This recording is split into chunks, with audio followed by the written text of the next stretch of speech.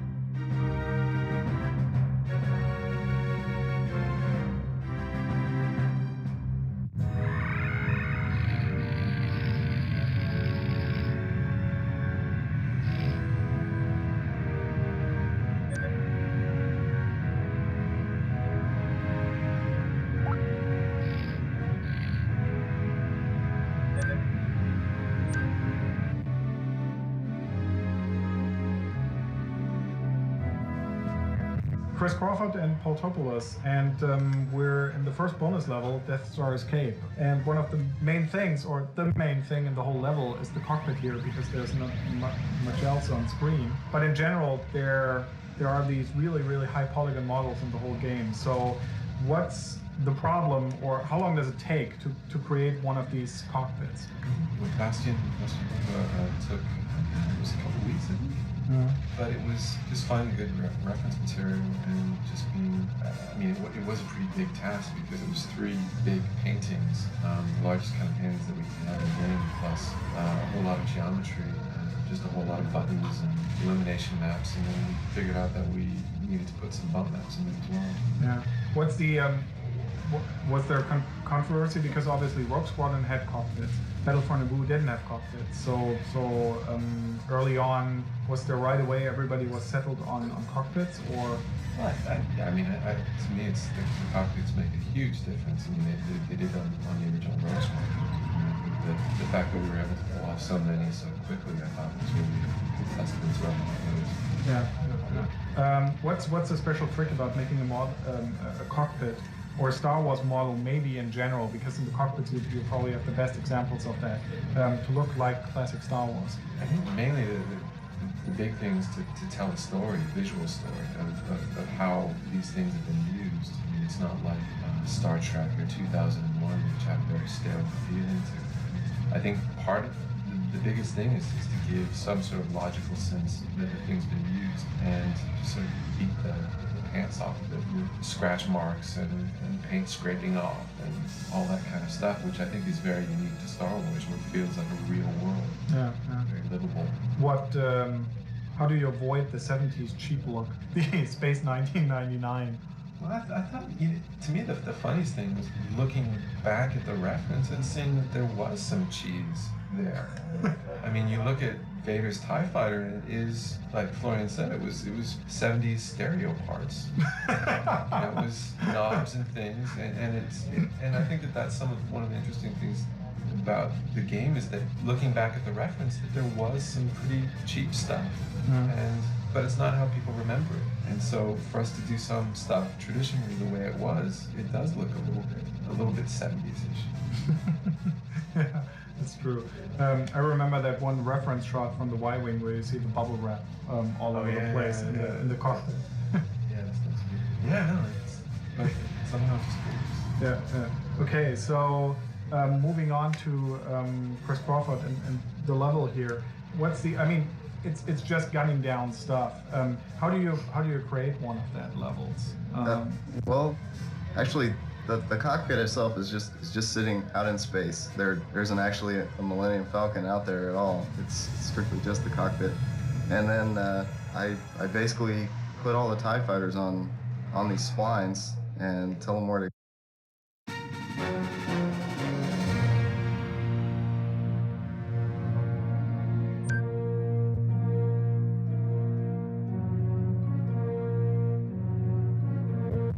Chris Crawford and Paul Topoulos, and we're in the first bonus level, Death Star Escape. And one of the main things, or the main thing in the whole level, is the cockpit here, because there's not much else on screen. But in general, there are these really, really high polygon models in the whole game. So what's the problem, or how long does it take to create one of these cockpits? I think with Bastion took, it was a couple weeks, I think.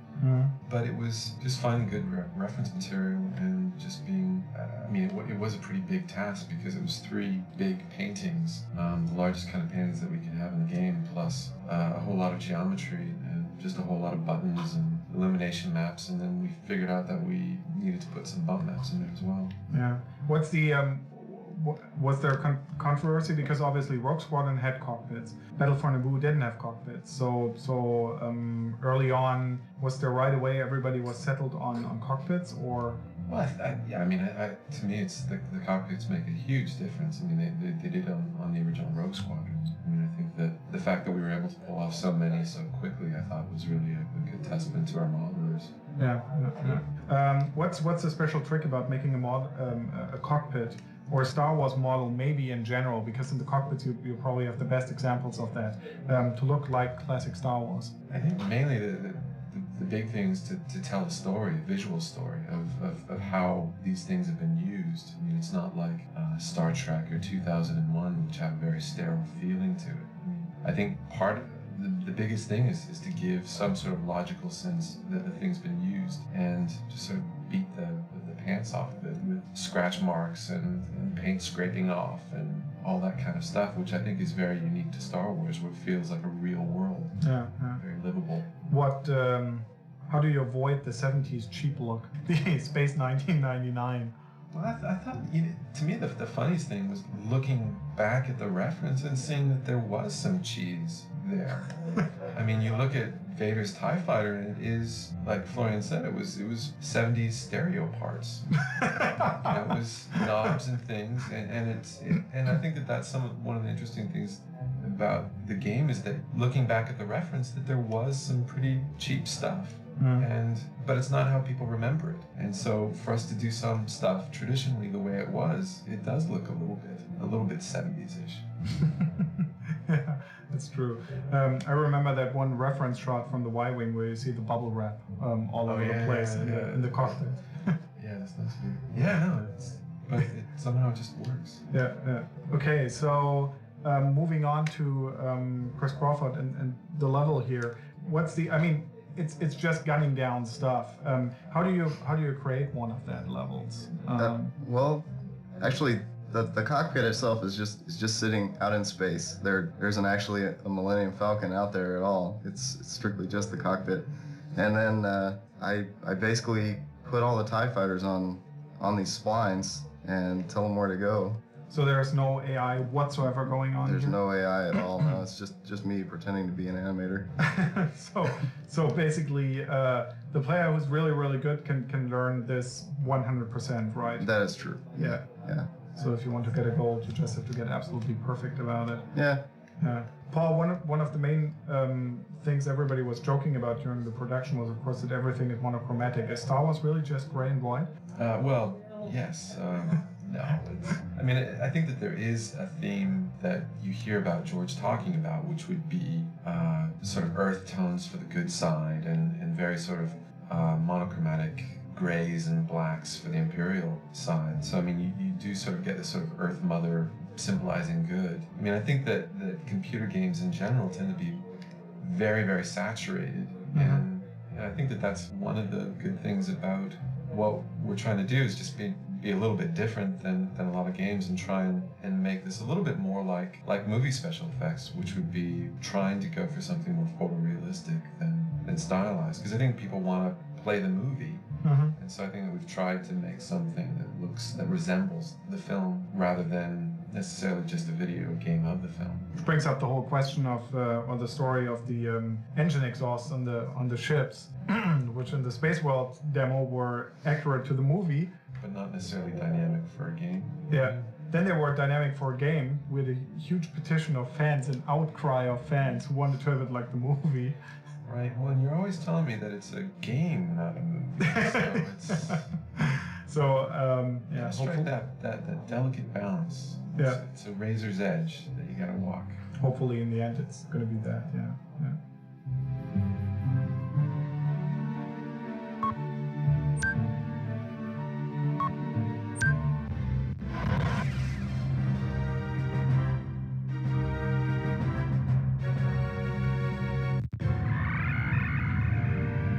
With its shield down, the Death Star is vulnerable.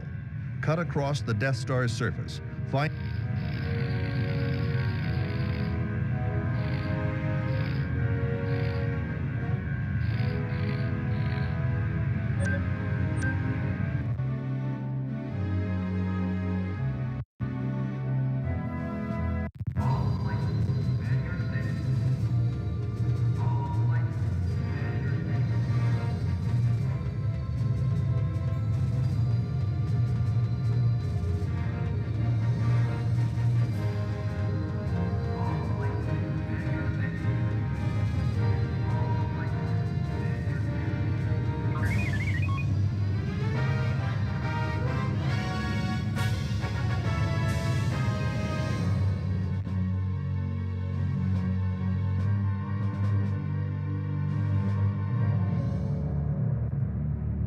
I'm here with Thomas Engel, who happens to be the technical director here at Factor 5, and who also did a lot of the base stuff for Rogue Leader, a lot of the base conceptual stuff of the engine driving the game, and Al Chen, who is one of the level designers and who's responsible for the first level, the first real level after Tatooine, the Death Star surface and trench run.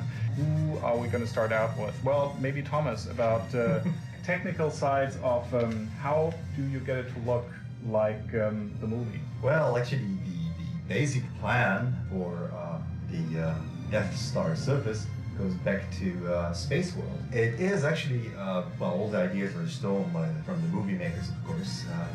The guys at Industrial Light and Magic actually used little tiles to build their gigantic surfaces of the Death Star.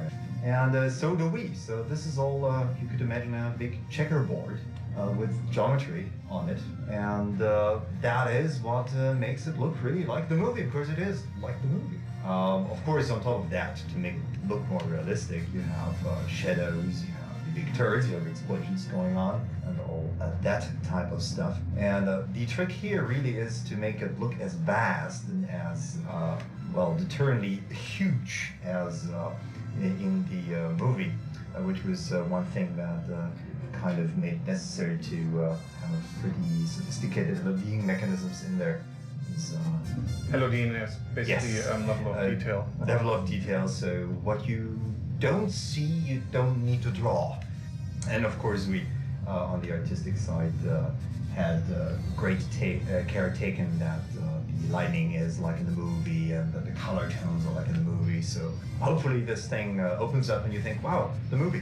Well, an interesting detail I noticed when watching the movie recently again was that we've got real-time light everywhere being cast from the lasers and everything, which isn't the case in the movie because they didn't have ways when compositing together their effects to have actually real-time lights on there. So a couple of other things that again we stole. If you look at the turrets and how they shoot, then you'll see little flashes going on, and if you're really keen and sharp-eyed, then you'll see that actually little circles, and if you step through Star Wars, you'll see they use little circles in front of the turrets to make the blast a bit more impact. All right, content-wise, Al, what was the philosophy behind the first level? Well, I mean, in terms of like the design side, the big challenge for this level was to recreate the movie, but also provide a nice, easy way for the player to get into the game and not to, overwhelm the player initially.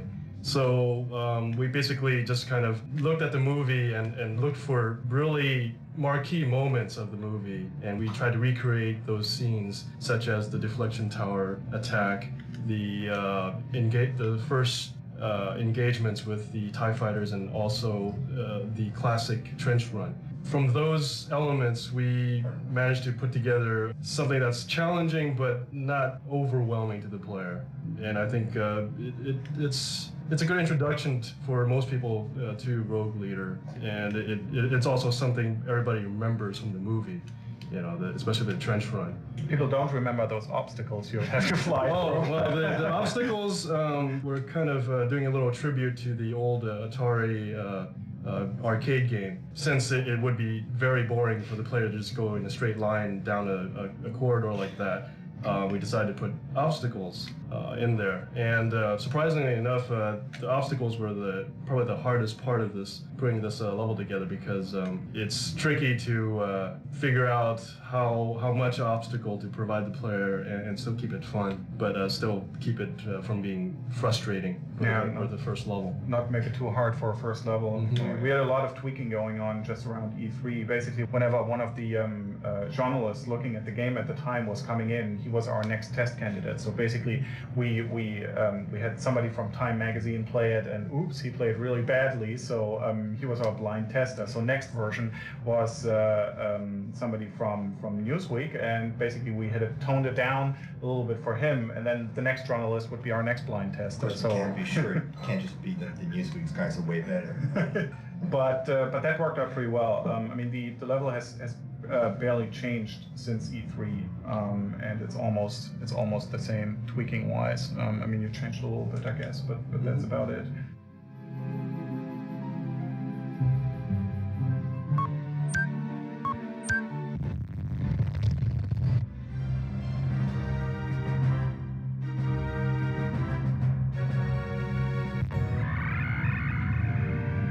With its shield down, the Death Star is vulnerable.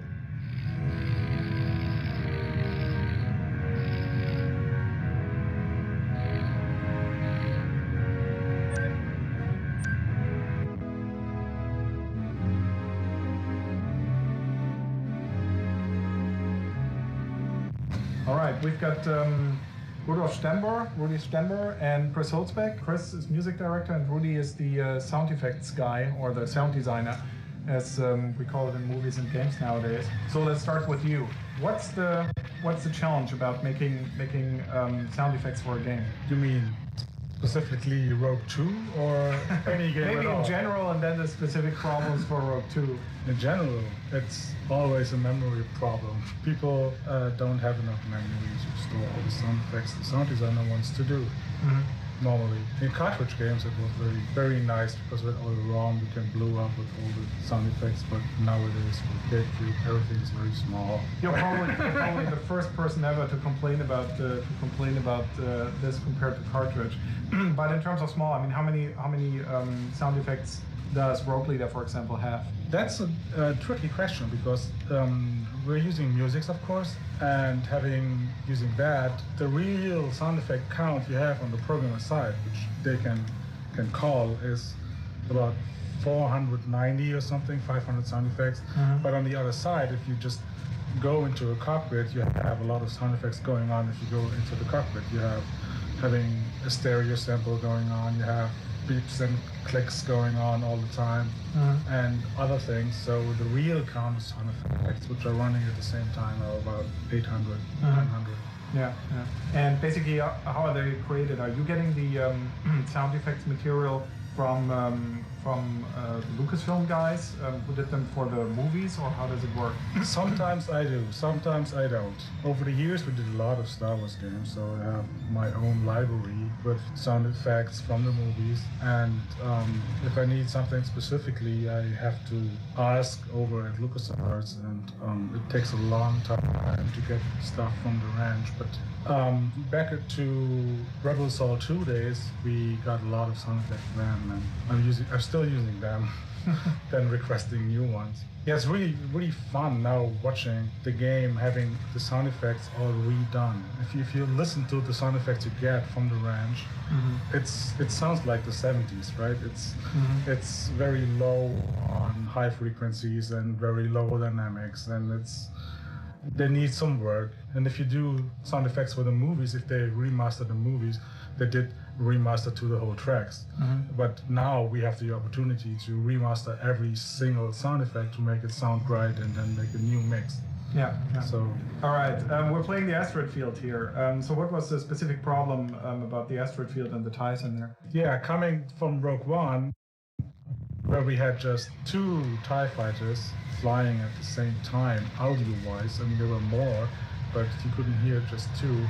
Now in Rogue Leader, we have a maximum of 8 at the same time you can hear, which gets new problems for you, which is if you hear 8 TIE fighters at the same time, yeah, you definitely have some distortion going on, and you really need to mix that down and get that under control, what's going on. This is a completely different problem than we had in other console games before, because the graphics can display so much. Yes, we have a much bigger problem. I mean, in Rogue One we had a maximum wave of 7 TIE fighters going on, and here too, and now we have, what, 50, 60,000? I don't know.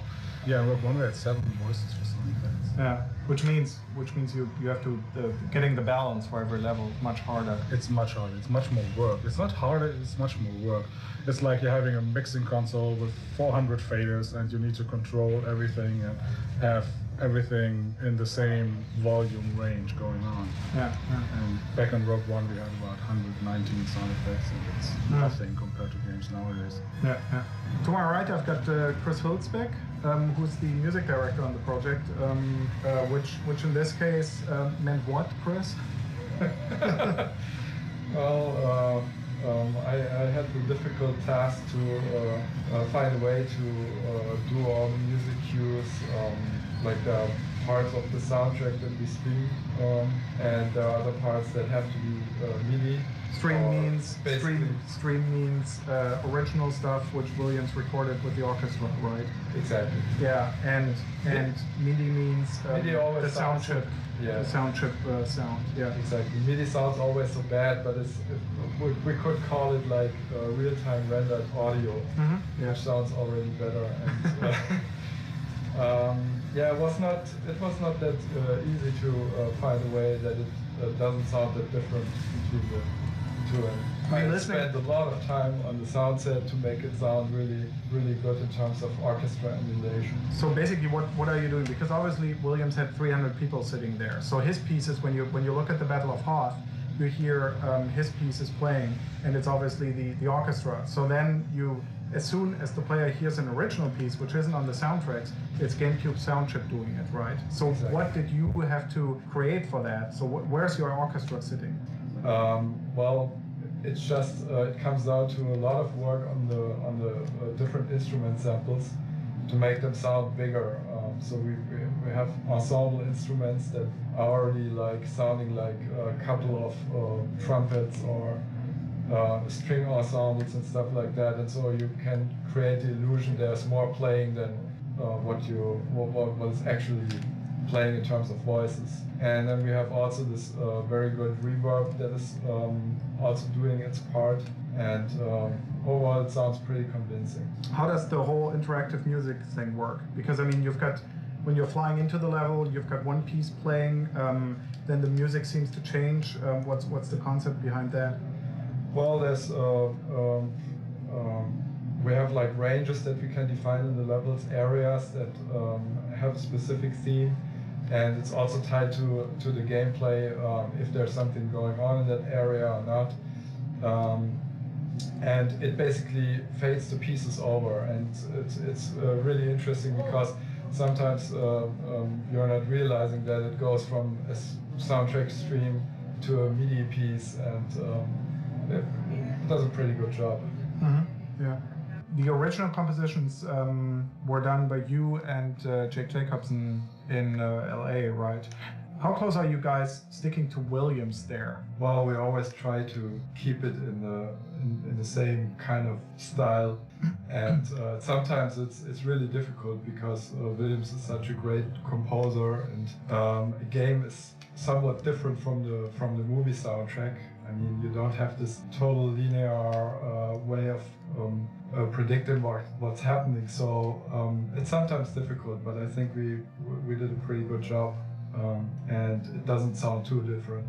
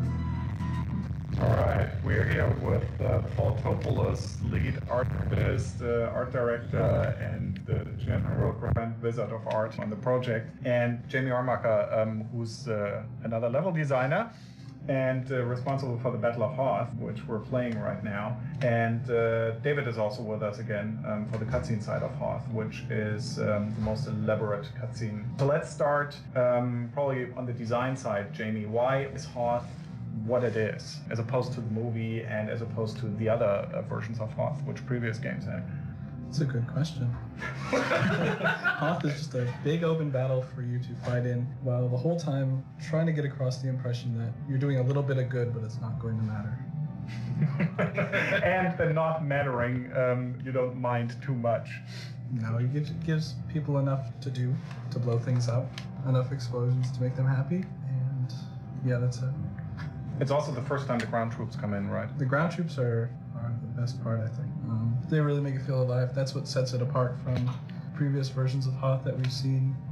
Tony put in incredible amounts of control over them so that they'll react to any sorts of situations that are going on, including your communications. Tony, what was the specific challenge in because it's for the first time that Hoth has been recreated with the troops, but also for the first time, I guess, in video games that you had these amounts of troops in an action game, because usually it's a real-time strategy thing. I guess the biggest problem was just trying to get that sheer number of troops. I think there are hundreds on a level, just having the army feel to it. Mm-hmm. And each one is like several hundred polygons, fully 3D models, animations. Yeah. And they've all got their own little minds, so they'll walk about or shoot, depending on how close they are to the targets and stuff. Yeah, yeah. Are they basically done the same way as the TIE AI, or? It's exactly the same. I guess it's slight modifications, so like when you hit them, they don't like blow sparks and things. What can they do? I mean, how flexible are they really? You can send them after things, right? Pretty much anything they'll do immediately. They can attack targets, they can defend where they are, go to certain places, change formation. Any specific challenges there? Because I mean, one of the things I remember from the Hoth battle that initially and for quite a long time, Hoth was the slowest level in the whole game. I mean, it had real severe frame rate problems, as in it wasn't running even closely to 60. It was down to 20, 20, even 15, which would be more in 64 frame rate. So what was so tricky about Hoth?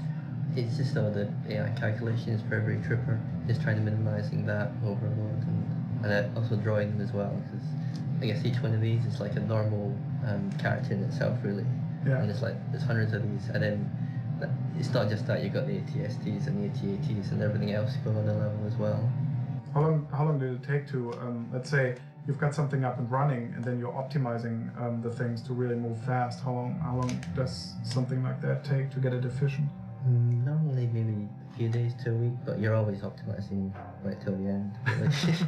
Which means we're not done optimizing now, right? Yeah. Okay. Talking about the ground guys, in general, the art. Why does Hoth look like Hoth? Paul? Well, I think the interesting thing is just which Hoth is it? I mean, we know it's all about Hoth. But I mean, when you think about the movie, the color scheme changes from shot to shot. I mean, it goes from some of the live action sequences that they filmed when it was overcast and goes to clear blue sunny sky. And I think that was one of the things that we talked about early on, was exactly which one do you do, because you don't want it to be too perfectly happy blue, and yet you don't want it to be overcast. Yeah, it's amazing how badly, if you look at the movie from shot to shot, really the ILM shots are matching the live action. I mean, it's completely different skies, it's completely different looks of the scenes. And I guess we have tons of reference material, but it almost doesn't help you. Well, and I think it was interesting too, because this was the first height map level that we did, and so it was, in a way, it was very forgiving in that you did have a snow cover covering most of the landscape. That actually texturing it was difficult to actually get the process going, but it was relatively easy once we found out, and it's probably one of the better looking height map levels that we have. What's a height map, and how is the landscape generation process, maybe in a untechnical way, working? First, Jamie, for gameplay reasons, made a grayscale image, which would just be an image made out of black and white. Whatever is white goes high, whatever is dark goes down, and it makes a little map for gameplay reasons, where a valley should be in the hills and everything. And then we just do a general snow texture round and actually map in where the rocks and things would be, trying to sort of figure out where sort of the landscape would be, where the wind would uncover the rocks on the hills, and just looking at a lot of reference. And I mean, I remember I went to the ranch and got a whole bunch of books to use as reference of Norway and all sorts of different places. Plus, we should mention Bastion was incredible models on that level. They were beautiful. Oh, the AT-ATs and the ATSTs. Yeah, and the snowspeeder in the cockpit. One of the interesting things about Hoth also is that it's the only level, I guess, where we've got based on the movie, basically all lasers are pink, right? Or pinkish red. Yeah, I mean it's interesting to sort of pick this apart. I mean, because we've been doing it for how many years and still. You look at it and oh my God, the reference says ion cannon's blue, but the ion cannon clearly shoots red. Or things where you would expect red lasers, they're actually pinkish because somebody must have decided back then when they were doing the compositing in of the lasers, I guess. So coming back to the gameplay. What were challenges in Hoth specifically? Challenges were to present like an overwhelming force attacking you, but something that didn't just completely destroy you outright. The other challenges were introducing something at the end that wasn't in the movie, with TIE bombers and things like that, attacking transports and making it different than the previous level. And the biggest challenge was integrating troop communication, talking to the troops and making them matter. So cutscenes.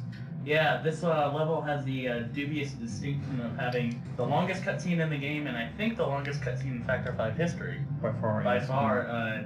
One of the cutscenes in the level is over a minute and a half long, which we're, unfortunately for me, not big fans of cutscenes here, in the sense that we would prefer the player plays a game rather than watches a movie with a quartered remote control. So it was really long for us, and it was also one of the first cutscenes that we tackled, and that was a big mistake because we encountered it was also a good thing because we encountered every possible situation you could encounter in a cutscene in this. We had crafts that were flying craft, we had craft that were ground craft, we had ground creatures, both soldiers and what I call ground condors, which are like the AT-ATs and the AT-STs. It was also a story challenge because we were also trying to convey the fact that you start the level playing as one character, Luke Skywalker, and then after this cutscene you're now playing as Wedge Antilles, and we have to try to show the fact that and convey to the player that Luke got shut down, but he's not dead, and you're now playing as this other guy, and I really hope that's believable because I mean that was a big deal, and the design meetings we had was, well, how are we going to switch from Luke to Wedge? And the movie lends itself to it, but it's very radical to do it mid-level. So and I mean we could have like really cheated and just plugged in the video or something like that, and but we didn't want to do that because it does too much of a break for the player. Okay, that's it. And it's the monkeys. Thank the monkeys.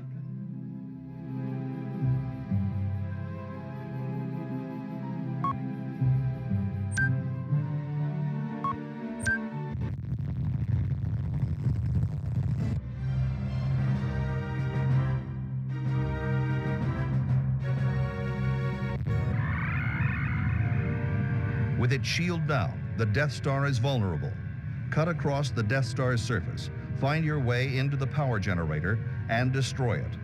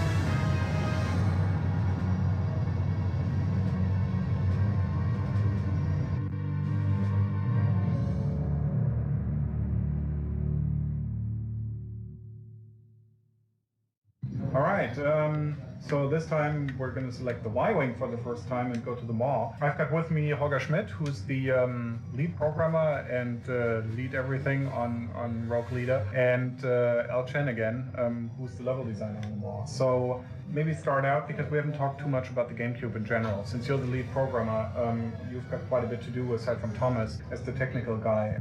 with the hardware. So how did GameCube influence the Rogue Leader progression and the project in general? It's a good thing that it's so easy to program, but it's a bad thing that you don't have that much time to program it.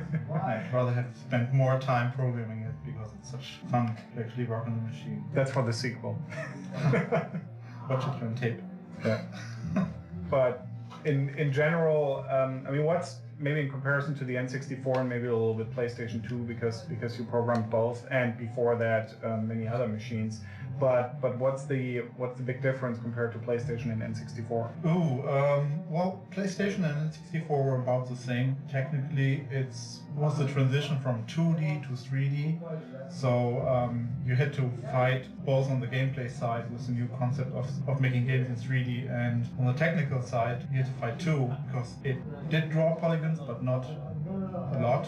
So you couldn't achieve visually what you already achieved in 2D on the 16-bit machines, and you couldn't achieve that visually on the 32-bit machines. With GameCube, it's a step kind of like if you did the step from the NES machine or the Game Boy up to the Super Nintendo. That's the same step from Nintendo 64 or PlayStation up to the GameCube. So you finally are able to not worry too much about the technical side, and you can concentrate a little bit on the gameplay. Okay, so specifically about the Maw, maybe a little bit. Al, the Maw is the first Y-Wing level. So what's special about it? Why Y-Wing? Well, I mean, basically, there's a lot of firsts in this level. I mean, we're talking about the first true mission featuring Wedge as the player character. We're also talking about flying the Y-Wing, which is a bomber. It also has the ion cannons and the player gets to use these new weapons for the first time. So we kind of designed this mission to kind of showcase these new weapons and capabilities. For instance, the tankers are just ripe for the bombing, and these shield projector things, the only way you can get at them is by charging up your ion cannons. So we basically integrate the teaching of these weapons into gameplay, so it's kind of transparent. It's not like your standard tutorial thing like press button here and then do this. It's very, very natural, very intuitive. That's at least what we're hoping for. All right, second part of the level. This is mostly a bombing mission. So, right, the ATPTs. Where do the ATPTs come from? The ATPTs are non-classic Star Wars, right? Yeah, I think they might be mentioned either in novels, the Rogue Squadron novels, or the comic books, I believe. Yeah, and they were in the first game. They were, of course, in the original Rogue Squadron. Yeah. And they're quite handy in this very jagged, very dangerous terrain here. And they're fun to blow up. They're kind of cute. The whole idea with this second part of the level was we wanted to really guide the player around the level and turn it into almost like a railed experience without confining him to a rail. That's why we created this pretty elaborate train rail system so that the player won't really get lost on this level. All he has to do is just find the rails and follow it, and it'll take him to lots of targets of opportunity, lots of stuff to blow up. How about difficulty progression? Because one of the big criticisms voiced against the original Rogue Squadron was definitely its difficulty curve and learning curve. So did you guys consciously try to break out of that mold, or is it just a luck thing? It depends on the level designer, but at least for this level, I tried to kind of ramp the difficulty up slowly. For instance, in the second sub-level, we have just a simple blow up a couple of turrets, and then the prisoners on the train starts moving. The second location where the weapons are stored, it ramps up. The guns are a little more aggressive, and then on the third section, you get ATPT, some TIE fighters chasing you. It starts ramping up and gets more interesting that way. And then by the time you actually get to your destination, you get a full-on firefight going on. So it was a conscious decision to kind of ramp things up here. Maybe as an interesting question, what's the difference comparing this to a typical PC game? Well, your typical PC game is a lot more complex in terms of mission objectives. Also, just your control scheme's a lot more complicated. Definitely, usually they're more simi, so you have a lot of different gadgets and displays that the player has has to keep track of. Whereas on something like the shooter on a console title, usually try to be as simple as possible without being just dumbed down. So you can just jump in there and you can immediately fly and have fun. But then the trick here for us, the level designers, is to provide enough depth after players learn the game to provide the little extra so that the more experienced players can enjoy the game as well as the novice. We've got with us Mario Wagner. Mario is our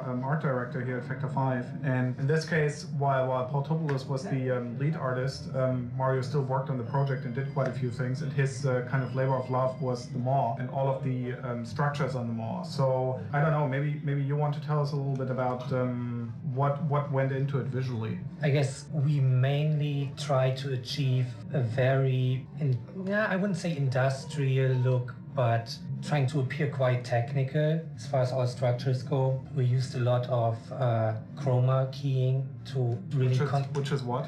which basically means it's a form of alpha texture.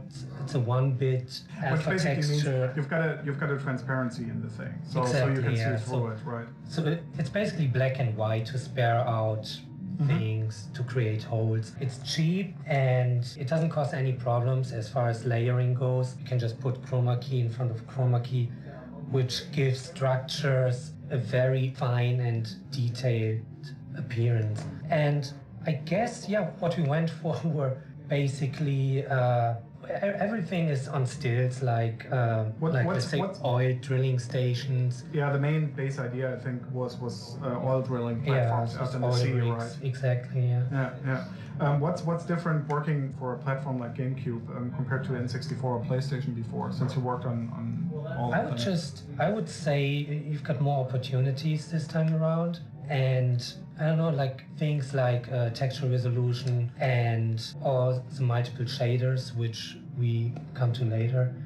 Yeah, you can go pretty wild, but you have to keep track of memory. Yeah. So you would say the biggest problem this generation around for artists is memory? It's still memory. I think it's memory, and it's also it's a detail level which takes now much more time.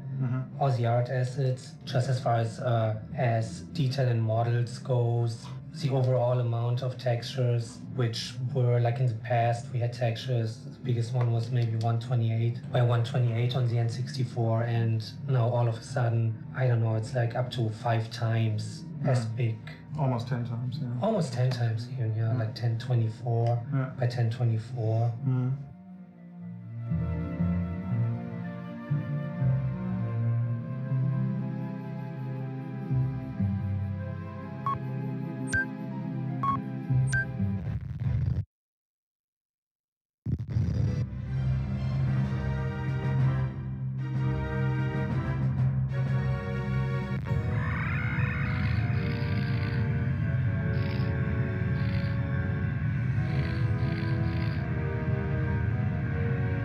Working with Bothan technician.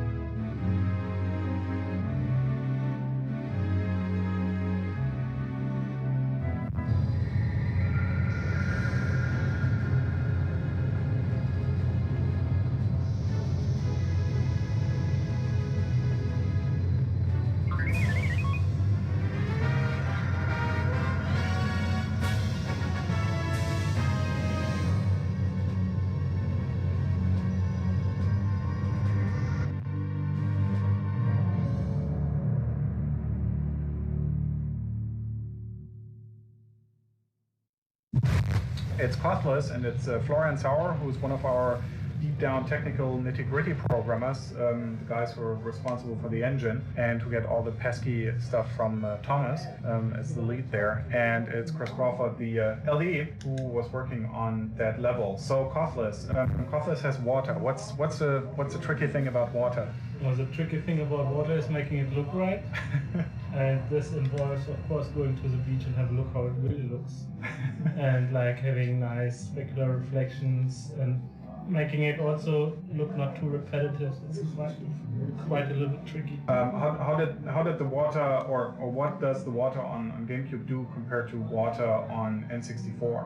Oh, like first you have all this nice bump mapping things where you can the specular highlights and reflections, and this was something which was not possible on the N64. No, the PlayStation. How does if you fly up to the islands there? How does the vegetation on the ground work?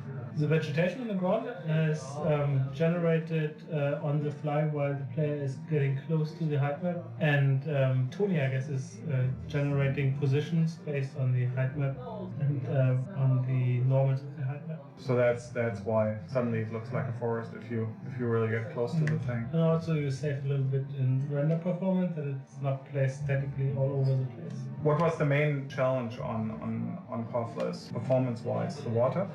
Oh yeah, the water, because like underneath the water in many places, of course, there's the height map working as the ocean ground, and therefore you draw the word in that case is like twice. But we optimized a little bit in cutting out the tiles underneath the water where it's not necessary. How about when those ADATs and ATPTs come out of the water and they reflect in the water? Do you how's that done? Oh, like this is like a little bit. That was a little bit tricky with the mesh stuff, but it's basically placing virtual camera underneath the water level and rendering the 8080. So it's actually two 8080s there, if you want. So yeah, and if you count the shadow in, it's 3 8080s. Yeah. Like 2 pre-renders and then 1 main render. Yeah, the shadow stuff is a good point. I mean, in Hoth, it's probably one of the most prominent things about the shadows. How are the shadows achieved? Is it hard to do? Oh, it's with the GameCube, it's quite nice to do, but it's like nevertheless lots of bookkeeping stuff that you're like simple things that you're able to render one piece of geometry multiple times during a frame. Like this is something which wasn't there on the N64, so the engine needs to be able to deal with it. Yeah.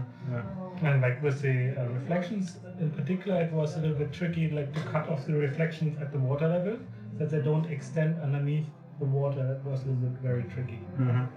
Okay. So what's special about Pathless as a level? I mean, aside from the visuals, Chris, what was the big challenge about it? Gameplay-wise, well, the design called for multiple craft switching, not just switching from one craft to another. So I have a speeder and a Y-wing in there, and you have to use them both in order to complete the mission. Probably just balancing all the elements, trying to get all the elements to work together, and trying to tell the player what to do as far as like which crafts to switch to and when to use the best craft. You probably also were the poor level designer who during the whole development time, aside from Jamie on Prefspelt, had the worst looking level for the longest time, right? That's very true. Yeah, the beautiful water that you see now used to be one big gray sheet. And there was no sky, because of course, since there was no water, the artist kind of refused to touch the level at all. So the sky was terrible. Yes. The water was one big chunk of gray thing. The Star Destroyer was a toned down, ugly version of the Star Destroyer in Razor Rendezvous, Yeah, right? literally the same model, just with pieces ripped off, shoved into the ground. It got its love very late in the development project. That's true. Yeah, but Kirsch and Armando did an amazing job with the Star Destroyer. Yeah, the Star Destroyer looks great. Yeah, definitely.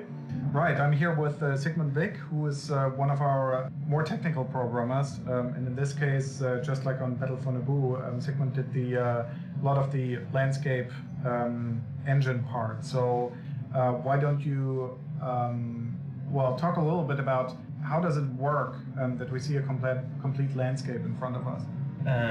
The engine itself, it's as you said, or it is actually quite similar to the Battle for Naboo engine and the Rogue engine. It is a height map engine, meaning that every sample, if you would look at a two-dimensional grid, at every point you would have an elevation. So memory-wise, it's very efficient. That's one of the benefits with the height map approach. So basically, a height map means you've got what the level designer actually creates, or the artist, is basically just a grayscale. Yeah, it's a gray picture, right? Yes. And from the gray picture, then it creates a landscape. Each grayscale in an image would describe a height at a corresponding point in a two-dimensional grid, and there are, of course, severe drawbacks with an approach like that. For instance, topological. Since it's basically just two-dimensional. Mhm. You can't have caves, and you can't have ridges, and it has restrictions. But we figured out that since this project had such a tight time schedule, it was very important that we were doing something we knew how to do, and we really felt that with this approach. And also memory-wise, it's a very efficient way of storing a landscape. Compared to the old N64 games, I mean, let's say Rogue Squadron or Battle for Naboo, how much more detailed is the landscape really? It's between 5 and 10 times as many polygons that get pushed through. So that's the biggest difference, and also there's a big difference in the texturing, of course. That's much more advanced this time. Mm-hmm.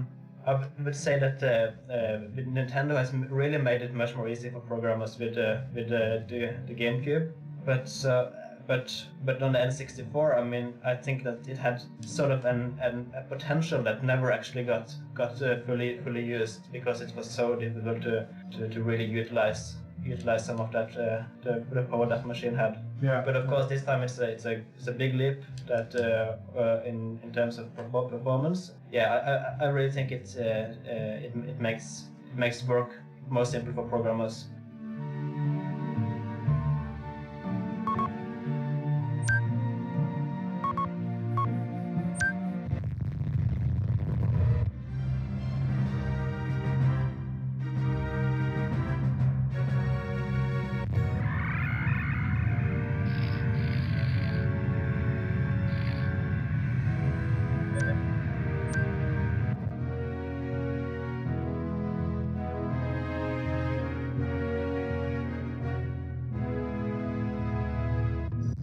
Okay, we're here on Press Belt, which, according to many accounts, people really like nowadays. But in the production history of the game, it was the worst nightmare. So why, maybe coming from the artistic side, Paul, as the lead artist, right? What was going on? Or what was going wrong? You mean? Well, I think part of the problem was that, or not the problem.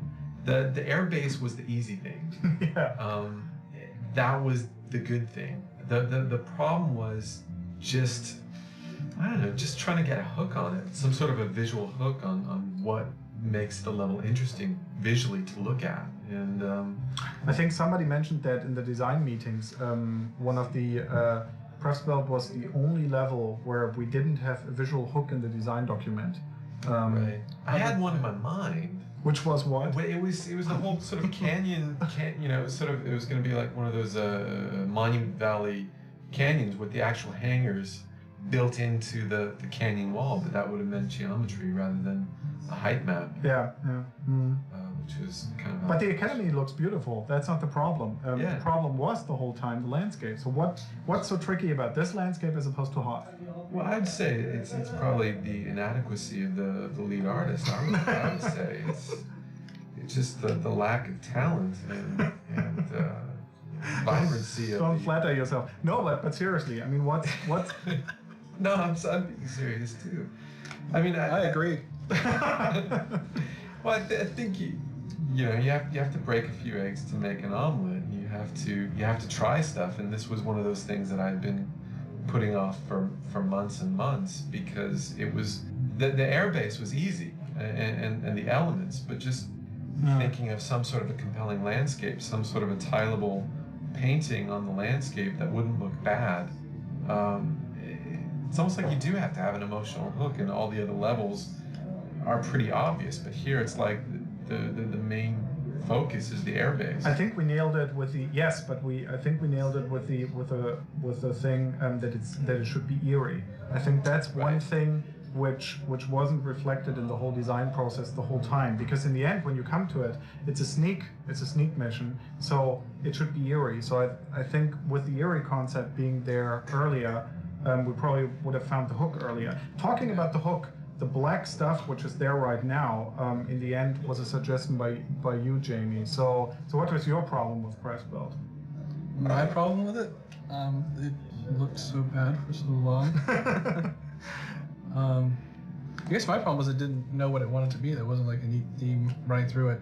And like we said earlier, it wasn't, a lot of the other levels were started with a visual hook. Wouldn't it be cool if it was set in this setting? But this one was all about, here is the mission where you steal the shuttle. The interesting thing though about Press Belt is that, of course, what is very strong in it is the gameplay element. Yes, that's because that's what we worked on for so long. That got a lot of attention. Yeah. Well, I think finally when you get to the base, it is, I mean, I think that's what we would always talk about is how cool it would be to see the pilots all running out to their ships, and that was the whole thing that we would ever discuss. It wouldn't be like, you know, I don't think any of us ever talked about how great canyons are and how the color scheme would be.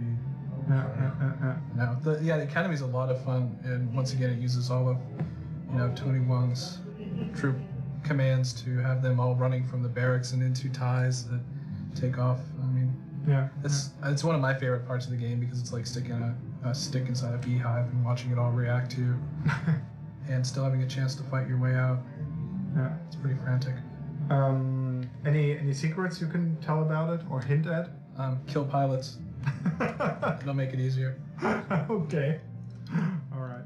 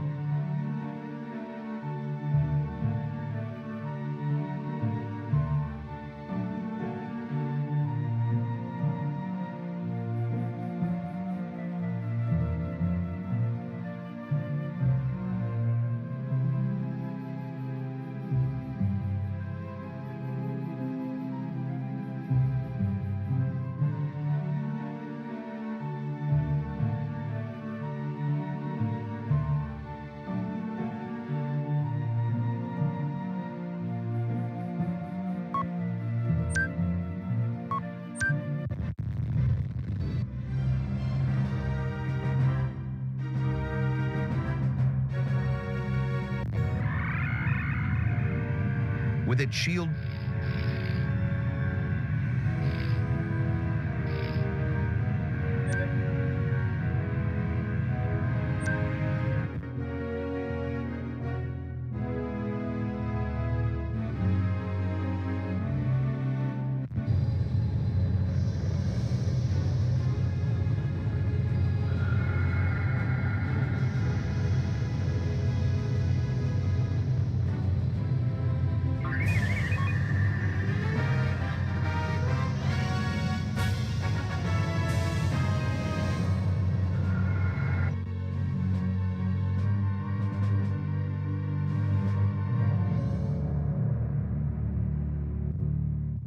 Battle of Endor.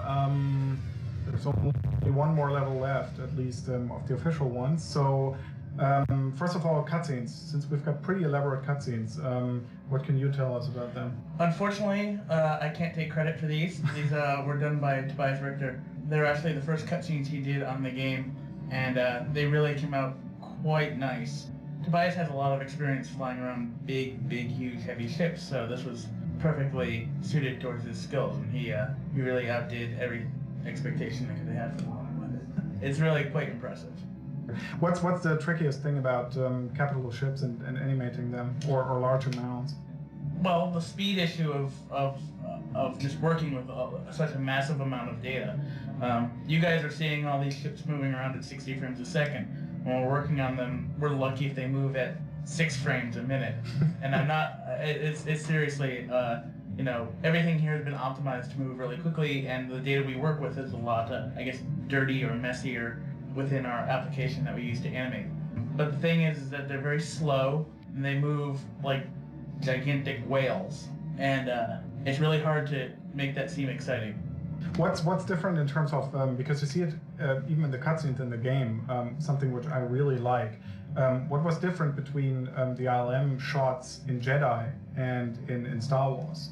Well, Star Wars was originally done in 1977 with technology that pretty much didn't exist till they invented it. And by the time Jedi came around in 1983, everyone had pretty much learned how to do everything. John Dykstra had perfected the motion control camera and had gone on to do Battlestar Galactica and stuff, and he really knew how to fly a camera around and put in layer after layer after layer of elements to really give a sense of dynamic motion. It's more instead of just something happening in front of the camera, it's the camera and the what we call actors interacting with each other. Mm-hmm. So it's just the camera movements are much more dynamic. Much more dynamic and just sheer numbers of things. Yeah. And luckily, we don't have to composite. Yeah, which the movie guys have to do, yeah, or had to do at the time. Tony Wong, who was one of the programmers on the project. You did the enemy AI. What's different about these enemies compared to previous enemies in a flight game? Right. I guess one of the main things is normally the LD would just place down a pass where they're going to follow and sort of do most of the movement. Whereas with these guys, they're working out where the player is, where their target is. If they're being shot, they'll know that and they'll try and avoid it. So I guess it sort of makes it easier for the LD, so they don't have to account for all the variables. And I guess it makes it more responsive and more immersive because they react more to what the player's doing as opposed to some set plan that the LDs put down. Yeah. Al, how many of these intelligent guys are you using, and how many classic ones are in this battle? Well, I mean, we definitely couldn't have recreated this spectacular Battle of Endor without Tony's awesome AI. I mean, we have about maximum of 40 flocks going on, Imperial and Rebels. Flocks are these super intelligent AI things? Yeah, they're just, you know, I just set them up, let them go, and they just do their thing, and it definitely gives us a more dynamic, action-packed type of feel than just stuff running on a spline. Where does flock come from? As in, why is it called a flock? I guess it's from a flock of birds. I guess that's where. Yeah. So they behave like birds, which means they've got a leader, and everybody else is according to certain rules, is following the leader. And they're all just following the guy in front. Yeah. Okay. How long does it take to stage a battle like this? I mean, how many enemy craft are in here? I think if we showed every single one of them all at once, we'd have at least probably hovering around 100 ships. So we are pushing a lot of stuff around, and it's just GameCube is just amazing how much stuff it can push around at any one time. I mean, you know, previous games like X-Wing Alliance or any of the Larry Holland games, I mean, they were pushing maybe 30, 40 ships at a time, and we're just blowing them away with what we got here. I mean, we're able to do the full squadron attacks plus all the capital ship combat that you see in the movie. What else is special about the Battle of Endor? Is it just the sheer numbers, or? Well, I mean, basically, I wanted to recreate the sheer epic scale of the battle from the movie, but also show sequences that the movie didn't really elaborate on, such as the initial attacks on the Star Destroyers. And so in the second sub-level, you do engage 2 Star Destroyers for the first time, and you actually see Admiral Akbar's Home 1 capital ship, basically duke it out with the 2 Star Destroyers. So it's something you didn't really see in the movie, but I wanted to elaborate on. But it's heavily suggested in there, right? It's heavily suggested, but it's something, I think players would enjoy being around, at least. Yeah. Huge capital ship battles.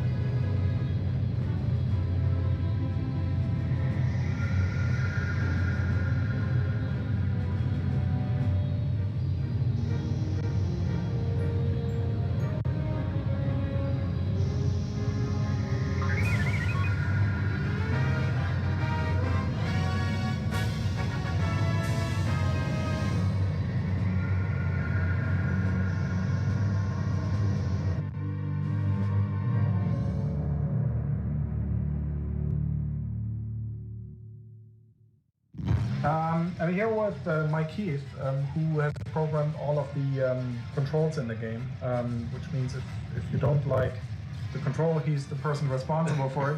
If you love it, or if you've never thought about the controls, which would be the best thing happening, then he's also responsible for it. Maybe what's the secret of a good game control? Well, basically, like, it has to be intuitive for pretty much anyone who picks it up, and that was the main difficulty with Rogue 2, in that we were trying to do a full 3D flight game and yet have intuitive 2D controls. Mm-hmm. Yeah. What makes a flight game easy to control, and what's the hard part about it? Because I mean, I remember that a lot of people were, after Rogue Squadron, were saying the controls were great, now do space. So we did space in Naboo, and a lot of people didn't get to grips with the space controls. So what's the big difference between a landscape below you and a space level? The main difference is that with space, there's no real plane of reference for the player. And the big difficulty really is just being able to work out what the player wants to do in all situations, and without any kind of plane of reference, that makes it rather difficult. So basically, what's the maximum control level? What the normal person understands is it's basically car control, right? Yeah. So as if you're on a street, just transposed into air. That's right. And then in space, the trick is the 360 degrees that you can fly everywhere. Yeah. But you would still expect car controls. Yeah. You basically have to be able to work out where you are at any point and where you want to go. And with full 3D space, that's very difficult. So specifically, I mean, players probably think they are playing with the same control the whole time, at least if you succeeded. If we succeeded in together with QA in designing that. But in reality, we've got a couple of different controls going on, right? Yeah, and there's two main different controls, one for space levels and one for height map and tile levels. In some levels, there's actually a combination. The main difference is that with this, as say like with space levels, there's no real plane of reference for the player. But what happens if there really is one, like in the second part of Death Star 2, and it's a confusing one? Oh, in the second part of Death Star 2, what I did was, what we did was for certain parts of it, where it turned into a real 3D environment, it switched over to the space controls. So basically, when you're going down, for example, and you're suddenly not in a car plane control thing, then it's space controls. We also have Chris Cly, who's level designer on Death Star 2. What was the specific problem? I mean, the surface thing is a variation of the first level with the pressure of protecting the Falcon. Right. But the second part, of course, was the much more challenging. What was so problematic about it? In terms of control, you mean, or not so much control, everything. I mean, everything. Yeah. Well, basically, Jamie Ermacher, one of our LDs, was good enough to. He spent a lot of time doing research and putting together all these little segments of the DS2 tunnel. Mm-hmm. And we knew we had to take a modular approach to the tunnel. We couldn't build it all as one long thing, so we had to build it in segments and then assemble those and sort of mix and match them. The biggest challenge for me was actually trying to work out the Falcon, its path through the tunnel, and also the TIE fighters, because that stuff had to be very dramatic. We wanted the Falcon and the TIE fighters to sort of roll and do all these crazy things in the tunnel while just narrowly missing obstacles. So that was quite a challenge. And also in terms of control, we wanted to surprise the player by introducing a bit of a vertical element. So there's this one segment of the tunnel where you go straight down. Mm-hmm. And as Mike mentioned before, that's where we, at that point, we're sort of cheating a bit with the controls, because we turned off the standard height map controls, which are a lot like car controls, in that they level out automatically. Yeah. And we're turning that stuff off and turning on the space control, so that the player isn't leveling off and hitting his head on the ceiling.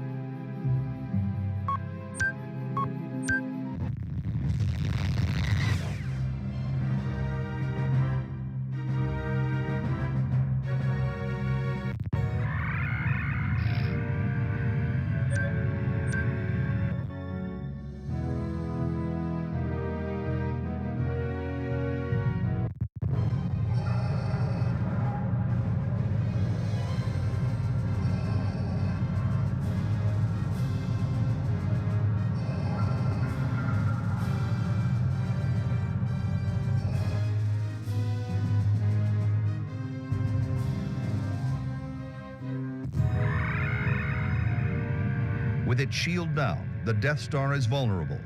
Cut across the Death Star.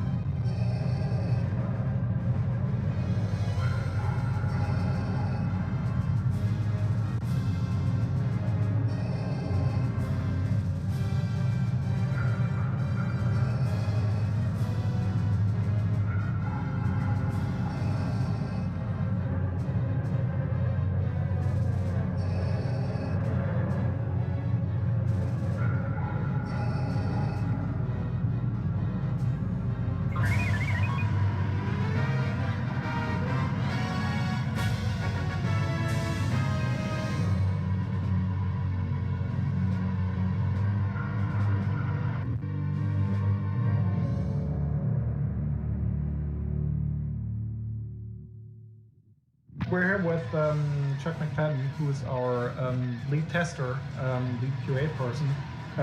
And I don't think anybody out there knows what a tester or a QA person is really doing. So tell us about that. I think a common misconception of a QA tester is that they play games all day, and you do, and that it's a fun factory. Uh-huh. And we generally we do play games all day, but we play it in much more of a critical manner than the average gamer. So when did you? I mean, right now it's early September. When did you start looking at Rogue Leader? Oh man, March, I think. So when the project just was a month and a half. When there was actually a level that was able to be played, was when I was starting to look at it. So how much does a game progress from that point where QA just start out looking at it towards a final product? It progresses phenomenally. I mean, when it starts out, it's not even really a game. It's just a coming together of geometry, and then it takes baby steps to where it becomes a game, and that's where it is now, where it feels more like a game. So what's the frustrating part of being a tester? The baby steps? The frustrating part of being a tester is keeping your objectivity, where you want to tell people, like the level designers or the programmers, what is fun or what isn't fun, and you want to tell them from the perspective of someone who is new to the game. But then as a tester, you've been playing the game for months and months and months. So the challenge and the frustrating part of that is keeping the objectivity of, sure, I've been playing it for 3-6 months, but pretending like it's the first time you've played it. Do you think that's possible at all? No, I don't think it's entirely possible to get that 100%, but I think that it's important to try, and to try to give the most honest, again, objective opinion that you can is the only thing that you can do. Yeah. What's the toughest part about being a tester? I'm sure everybody answers this for all their jobs, but I guess it's the hours. I haven't asked the question to anybody else. Really? So, yeah. Yeah, it's the hours. Especially when you get to the end of the project where everything is just coming together so fast. It can get really hard, especially, I try to maintain a life outside of work, and that can be difficult. Not in the games industry. Right. Yeah. Okay. How many people are testing Rogue? 6 right now. Oh. We just added another tester. We generally, when we start out, we only start out with 1 or 2. But then as we get farther along and more things in the game come together, we add more, and we're at 6 now, and we're probably going to stay at 6 until the end of the project. Yeah. How much influence do you guys feel, at least, that you have on a project? Well, that's a kind of a delicate balance. You want to give your opinion, but we aren't programmers and we aren't level designers, and we make a big mistake if we try to take that role. Mm-hmm. But I think for this project specifically, I think our opinion has at least been considered. It would be my job. So weighed for whatever it's worth, which is more than I can say for some of the games I've been on. Other games have actually taken our opinion farther than this game has. Mm-hmm. Whether that was a good decision or not is kind of a matter of opinion. Yeah. But once again, because of the balance. Because right. I mean, what I've experienced on games is that if you give too much emphasis to QA, it might happen that you end up with a game which is geared much too much towards somebody who has been playing it for almost all of its development cycle. Yeah, at the end of a project, a QA person always wants the game to be harder than it really should be. Yeah. That's a common mistake probably. If you listen too much to QA, that you make it too hard, which I would still contest was the big mistake, if there was one big mistake on Rogue Squadron 1, which was that in the end everybody got panicky because QA wanted to have it harder, and certain levels were almost unplayable for the casual gamer. And the thing is, though, that you even on bulletin boards or magazine reviews or whatever, you hear people saying that they wanted this to be harder or that to be easier, and you try to take that into account, but even those people are the people that have played the game a lot, and you want to be attractive to the people who are just going to buy the game, the 12-year-olds who are going to play the game, and make it accessible to them as well. The person who just wants to spend or can spend maybe an hour a day on it should have fun with it. That's probably what it's about. The difficulty should come for this game specifically in the higher metals and stuff. Shouldn't be in the basic game. Yeah.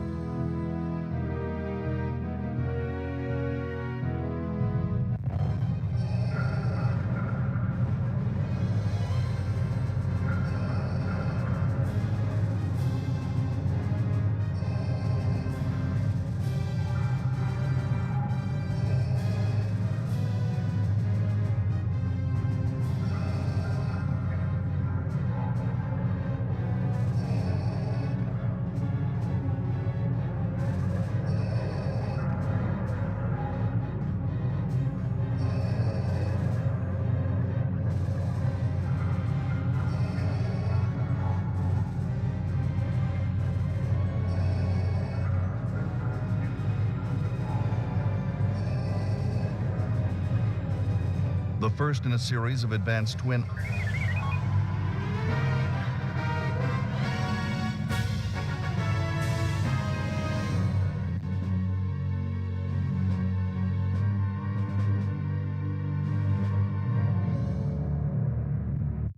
Right next to me, Brian Kruger, who is the what's your official title? Tool programmer and fireman. And fireman. Okay, so the fireman type. And we're here on Radon Yavin. So on the tool programmer side, maybe first of all, you've been responsible for the last couple of years for the general level design tool here. What's that? Well, level design tool is a Windows program that you've heard a lot of level designers on this commentary, and they run that program, and it gives them a three-dimensional representation of what the level will be, and they place everything in there. They place the buildings, they place the ships, they place anything that you see in a level, they place in that tool. And then they also have a whole bunch of different little windows they can launch that allow them to do all of the game logic. So Holger designed a system called C-Punch, which we built for Battle for Naboo, which is our scripting system, proprietary system, and we integrated that into the level design tool so that all of the decisions that all of the objects in the game make, like should I turn left, should I turn right, who should I shoot at, are all under their control, and it's very easy for them to just use the mouse. And you can't buy something like that on the open market? No. In fact, the level design tool is under constant revision because there's always some new trick that we need to do for any given level in the game. For example, this level, Yavin, required me to create a special version of the level editor just for this level because you might notice an awful lot of trees in this level, and in order to get them in the right place relative to the world in general, it would have taken one person forever to place each and every tree on their own by hand with the tool. So I actually made a special version of the tool that only I ran that put the trees down automatically, and then we went in by hand and adjusted some things to make it a little more refined. So in the end, do you have to place the trees, or are the level designers then placing them, or? Let's see, in this level, I placed probably about 3/4 of the trees, but a lot of that work was done by my tool, as opposed to by me sitting there going click, click, put a tree here, put a tree there. So the basic thing about a level design tool is really flexible enough to meet the demands. If something in the game isn't going right, or it needs to be finished quickly, right? Right. It can never.